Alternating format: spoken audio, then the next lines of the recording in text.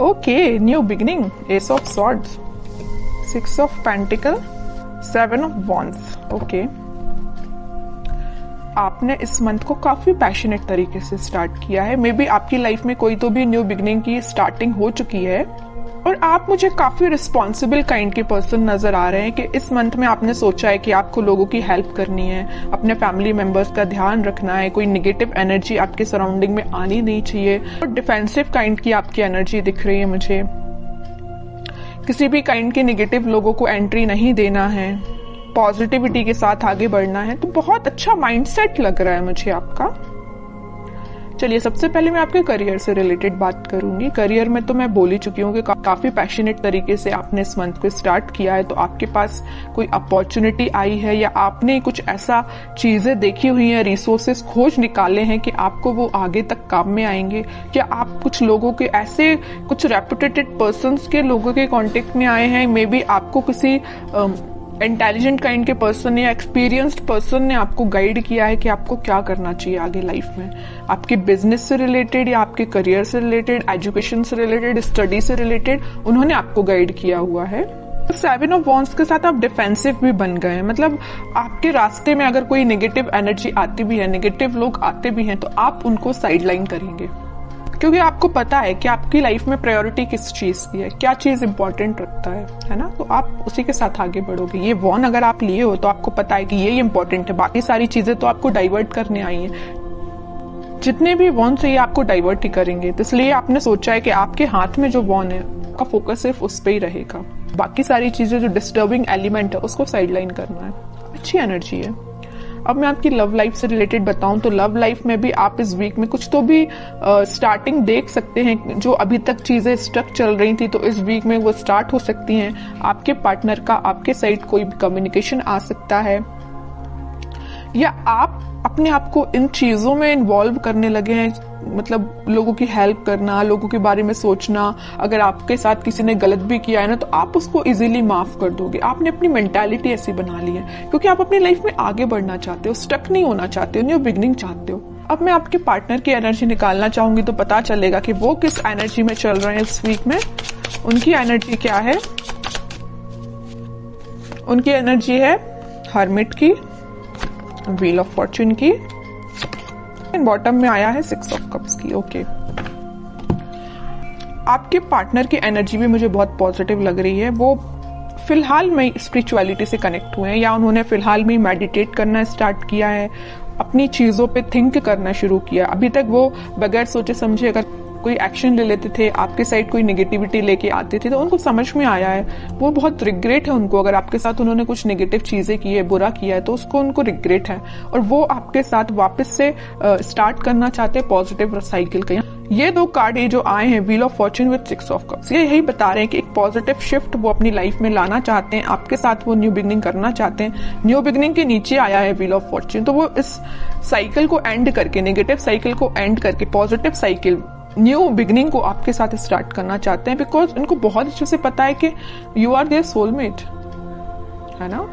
और वो ऑफर लेके, अभी तक उन्होंने अपना ऑफर में भी किसी को नहीं दिया है, तो वो ऑफर आपको ही करना चाहते हैं, अपने पेंटिकल को। ये जो हाथ में लेके बैठे हैं ना ऑफर, किंग ऑफ पेंटिकल, आपको ही ऑफर करना चाहते हैं। लेकिन ये सारी चीजें उनके बैक ऑफ द माइंड चल रही हैं। हर्मिट के पोजीशन में है अभी, वो एक्शन नहीं ले रहे हैं। मतलब थिंकिंग मोड में ये सारी चीजें चल रही हैं, प्लानिंग कर रहे हैं, स्ट्रेटेजीज बना रहे हैं, लेकिन वो एक्शन में लेके नहीं आए फिलहाल। सोच रहे हैं ये सारी चीजें वो आपके बारे में, ऐसा न्यू बिगिनिंग करना है। क्यों सोच रहे हैं पता है आपको? क्या रीजन है? कब से इन्हें थिंकिंग मोड में जाना चालू कर दिया? कब से वो आपके बारे में सोचने लगे? एंजल्स ही एंजल्स है चारों साइड इस कार्ड में। तो एंजल्स ने इनको गाइड किया है। मैं कह रही हूँ ना, ये स्पिरिचुअलिटी से फिलहाल कनेक्टेड हुए हैं, भगवान से इन्होंने अपना कनेक्शन बनाया है, एंजल्स यूनिवर्स से अपना कनेक्शन बनाया। तो इन्होंने ही इनको गाइड किया है कि भाई आप जिस रास्ते जा रहे हो ना वो गलत है, रास्ता ये सही है। इनके साथ न्यू बिगिनिंग करनी है, आपके साथ न्यू बिगिनिंग करनी है इनको, आप ही इनके सोलमेट हो। ये इनको यूनिवर्स ने गाइड किया है, तो आपको तो थैंक यू बोलना चाहिए यूनिवर्स से, एंजल से, भगवान से, है ना। देखते हैं कि वो क्या एक्शन ले सकते हैं। फिलहाल एक्शन ओरिएंटेड तो कार्ड नहीं आया, मैं बता चुकी हूँ। उनके बैक ऑफ द माइंड ये सारी चीजें चल रही हैं, प्लानिंग कर रहे हैं, स्ट्रैटेजीज बना रहे हैं, बट एक्शन से रिलेटेड कार्ड नहीं आया है। मैं कह रही हूँ ना, ये साइकिल है। यहाँ भी अगर व्हील ऑफ फॉर्च्यून आया है ना, तो ये नेगेटिव साइकिल का एंड होके पॉजिटिव साइकिल फिलहाल स्टार्ट हुई है या होने वाली है इन फ्यूचर। वही कार्ड यहाँ पे आया है वर्ल्ड। नेगेटिव साइकिल का आप दोनों के बीच में एंड होके एक पॉजिटिव शिफ्ट आपकी लाइफ में आने वाला है। इस वीक में उसकी स्टार्टिंग हो सकती है, मैं ये बोल रही हूँ। यहाँ भी एंजल्स प्रेजेंट हैं, यहाँ भी ये यूनिवर्स का ही कार्ड है। तो ये मैं बता रही हूँ ना कि अगर किसी का इंटरफेरेंस हुआ है ना आप दोनों के बीच में, तो यूनिवर्स का इंटरफेरेंस हुआ है, वही आप दोनों को सही वे में गाइड कर रहे हैं। तभी आपका मीन्स आगे चल के रियूनियन हो सकता है, रिकंसिलेशन हो सकता है, मे बी आपका कॉन्टेक्ट हो सकता है। बट उसके लिए आपको पेशेंस रखना पड़ेगा, है ना। और आपके पार्टनर मुझे कहीं ट्रैवलिंग पे जाते हुए भी दिख रहे हैं। स्पिरिचुअलिटी से रिलेटेड वो ट्रैवलिंग कर रहे हैं, मैं ये बता सकती हूँ।